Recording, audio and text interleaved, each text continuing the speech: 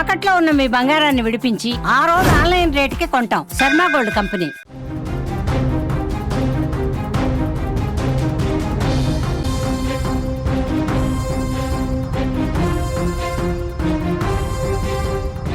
నమస్తే, నేను మీకు ఒక వీడియో చూపిస్తాను ఇప్పుడు. ఆ వీడియో చూసిన తర్వాత దయచేసి మీకు ఆగ్రహం వస్తే ఖచ్చితంగా దాన్ని ఆపుకోండి. కోపం వస్తే, తట్టుకోలేనంత కోపం వస్తే దయచేసి కంట్రోల్ చేసుకోండి. ఒక్కసారి మా పీసీఆర్ టీం చెప్తున్నాను, ఆ వీడియోని ఇప్పుడు చూపించమని. ఒక్కసారి చూపించండి ఆ వీడియోని. ఆ వీడియోలో ఉన్న వ్యక్తిని చూడండి, అతని ప్రవర్తనను చూడండి, ఆ వ్యక్తి ముందు ఉన్న ఒక బాలిక బాధను చూడండి. ఆ బాధను చూస్తే మీకేమనిపిస్తుందో చెప్పండి. ఇతని పేరు దేవేంద్రరావు. ఇతని కృష్ణా జిల్లా మచిలీపట్నంలో వడ్డీ వ్యాపారం చేస్తాడు, అలాగే రిటైర్డ్ టీచర్ కూడా. మచిలీపట్నంలో ఒక చిరు వ్యాపారికి వడ్డీకి డబ్బులు ఇచ్చాడు. ఆ వ్యాపారి కొన్ని కారణాల వల్ల, లేకపోతే ఆదాయం సరిగ్గా లేకపోవటం వల్ల ఆ వ్యాపారి కొంత ఇబ్బందుల్లోకి వెళ్ళిపోయాడు ఆర్థికంగా. ఆ వ్యాపారి ఇబ్బందుల్లోకి వెళ్ళిపోయిన ఆ సందర్భాన్ని, ఆ సమయాన్ని ఆసరగా చేసుకున్న ఈ రాక్షసుడు ఆ బాలిక పైన, వ్యాపారి కూతురు పైన అఘాయిత్యానికి పాల్పడాడు. ఇంటికి వచ్చి వడ్డీ డబ్బుల కోసమని ఇంటికి వచ్చి ఇంట్లో ఒంటరిగా ఉన్న బాలిక పైన తన కామవాంఛ తీర్చుకునే ప్రయత్నం చేశాడు. ఈ వీడియోలో చూస్తే మీకు చాలా స్పష్టంగా అర్థమవుతుంది. ఆ రిటైర్డ్ టీచర్ పేరు దేవేంద్రరావు. అతని వయస్సు చూడండి. ఈ వయస్సులో అతను చేసిన ఈ దుర్మార్గపు, నీచపు, నికృష్టపు ప్రవర్తన చూడండి. కృష్ణా జిల్లా మచిలీపట్నంలో జరిగింది ఈ ఉదంతం. చాలా రోజులుగా ఈ వడ్డీ వ్యాపారి, ఈ రిటైర్డ్ టీచర్ ఆ బాలిక పైన అఘాయిత్యానికి, లైంగిక దాడికి ప్రయత్నాలు చేస్తూనే వస్తూ ఉన్నాడు. చివరికి ఇంట్లో పేరెంట్స్ లేని సమయం చూసి దాడికి ప్రయత్నం చేశాడు. ఈ విషయాన్ని ముందే పసిగట్టిన ఆ బాలిక ఈ వీడియోని రికార్డు చేసినట్టుగా అర్థమవుతోంది.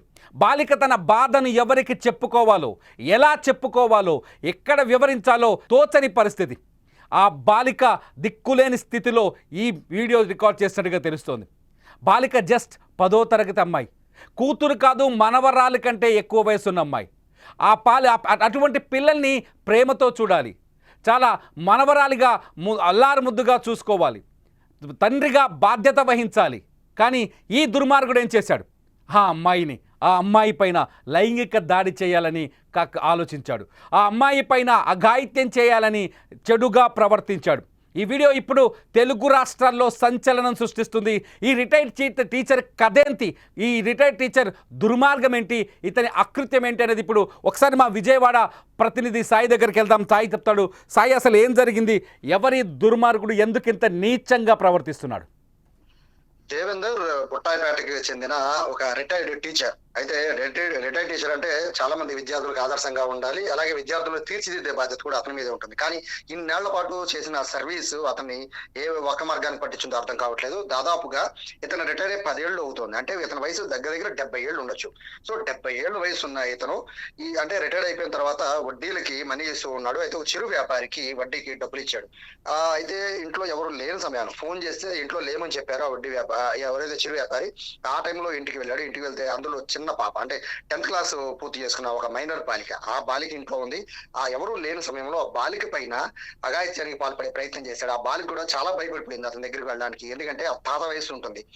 సో ఇది అంటే దగ్గరికి తీసుకుంటున్నారని అర్థమవుతుంది, కానీ ఈ విధంగా ప్రవర్తిస్తాడని కూడా బాలిక అర్థం చేసుకోలేకపోతుంది. అయితే పోలీసులు ఎంక్వైరీలు ఏంటంటే ఎప్పటి నుంచో కూడా ఆ పాప పైన ఇతను అంటే అఘాయిత్యానికి పాల్పడడానికి అతను ప్లాన్ ప్రకారమే ఇంటికి వెళ్ళినట్టుగా కూడా పోలీసులు అనుమానిస్తున్న నేపథ్యంలో అయితే ఆ పాపకి ఎవరికి చెప్పుకోలేని పరిస్థితి. ఈ ఘటన జరిగింది నిన్న కూడా కాదు, ఈ ఘటన జరిగి కొన్ని రోజులు అవుతుంది. ఆ పాప చాలా మౌనంగా ఉండిపోయింది, ఎందుకంటే అతను ఎవరికైనా చెప్తే చంపేస్తారని బెదిరించాడు. సో బెదిరించిన నేపథ్యంలో ఆ పాప భయపడిపోయి చెప్పలేక మొదలు పడిపోతున్న నేపథ్యంలో ఇటీవల పాప ఏడుపు అనేది ఆపుకోకుండా తల్లికి చెప్పింది. ఈ విషయం తెలుసుకున్న తల్లిదండ్రులు ఏనుగురు పోలీస్ స్టేషన్ లో కంప్లైంట్ ఇచ్చారు. ప్రస్తుతానికి అయితే పోలీసులు అయితే ఫిర్యాదు మేరకు అయితే మొత్తం దర్యాప్తు చేస్తున్నారు. అతనికి అంటే 70 ఏళ్ల వయసున్న ఒక వ్యక్తి, ఒక 15-16 ఏళ్ల వయసున్న ఒక బాలిక పట్ల ఈ విధంగా ప్రవర్తించడం పట్ల అయితే పూర్తిగా అందరూ కూడా తలదించుకునే పరిస్థితి. ఎందుకంటే అతను మామూలు ఈ చదువు జ్ఞానం లేని వ్యక్తి అయితే కూడా అనుకోవచ్చు. కనీసం కొన్ని వేల మంది విద్యార్థులకి పాఠాలు చెప్పిన రిటైర్డ్ టీచర్ అతనికి బుద్ధి ఈ విధంగా ఎందుకని వంకరగా మారిందనే విషయం పైన అయితే పోలీసులు దర్యాప్తు చేస్తున్నారు. దాంతోపాటు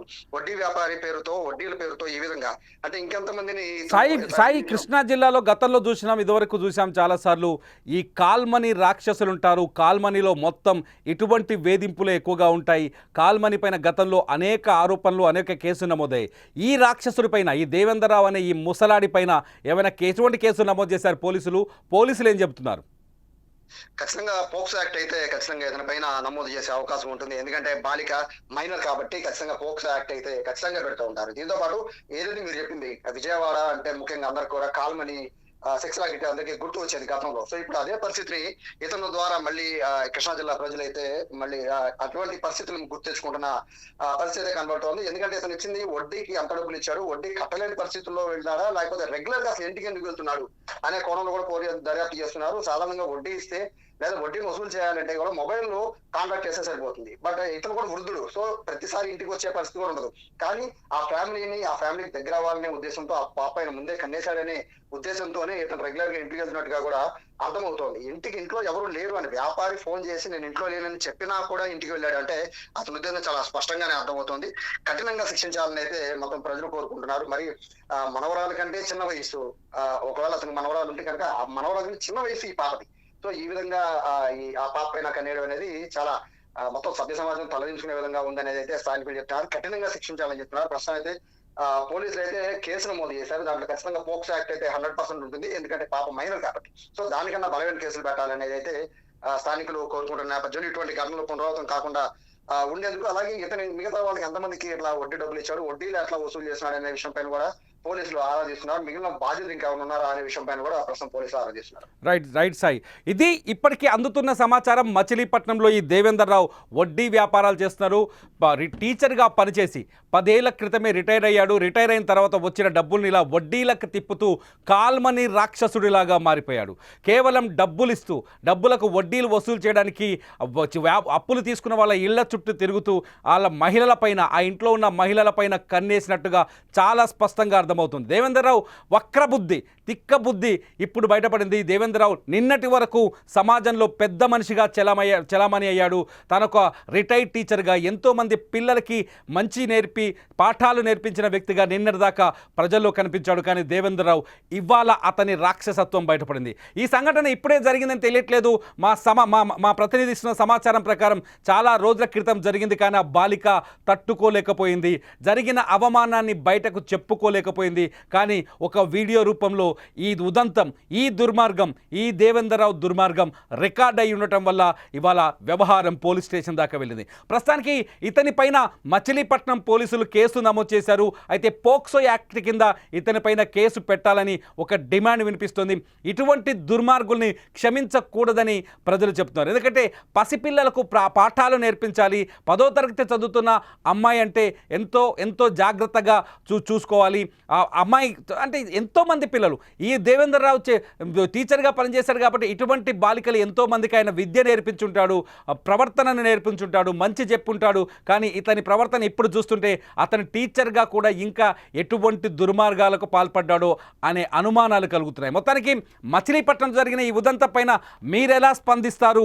ఇటువంటి టీచర్లని 70 ఏళ్ల వయసులో కూడా ఇటువంటి దుర్మార్గుల్ని, టీచర్లు అనడానికి లేదు ఇక్కడ, ఎందుకంటే ఇతను వృత్తి మాత్రమే టీచర్, కానీ ఇటువంటి వక్ర బుద్ధి కలిగిన దుర్మార్గుల్ని ఎలా శిక్షించాలి? మీరేమనుకుంటున్నారో ఖచ్చితంగా ఈ వీడియో కింద కామెంట్ చేయండి. లైవ్లో మీ కామెంట్స్ చూస్తున్నాం మేము. ఖచ్చితంగా ఇటువంటి వాళ్ళ అంతు చూడాల్సిన అవసరం ఉంది. అంతం వీళ్ళని వెంటాడాల్సిన అవసరం ఉంది. చట్టం వీళ్ళని కఠినంగా శిక్షించాల్సిన అవసరం ఉంది. చూస్తూనే ఉండండి సుమన్ టీవీ. అదే సెక్షన్ ప్రకారం మనం అతని ఏజ్ దాని ప్రకారం సెక్షన్లో ఉంటే రిమాండ్ అయితే రిమాండ్, బెయిలబుల్ అయితే బెయిలబుల్. ఏజ్డ్ కాకుండా బెయిలబుల్, నాన్ బెయిలబుల్ ఉందండి. బెయిలబుల్ బిలో 7 ఇయర్స్ ఏది కూడా మేము ప్రొడ్యూస్ చేయడానికి లేదు. దానికి చెక్ లిస్ట్ మనం హ్యాండ్ ఓవర్ చేసి మనం రిమాండ్ పెట్టాలి. రిమాండ్ పెట్టిన తర్వాత కూడా మేజిస్ట్రేట్ గారు కూడా అది యాక్సెప్ట్ చేయాలి. యాక్సెప్ట్ చేస్తేనే రిమాండ్ అవుతుంది. బిలో 7 ఇయర్స్ మేము రిమాండ్ పెట్టడానికి లేదు. ఒకవేళ ఎవరైనా దొంగలు కానీ వేరే కానీ ఉంటే మాత్రం మేము చెక్ లిస్ట్ రాసి ప్రీవియస్ కన్విక్టెడ్ కానీ ఉంటే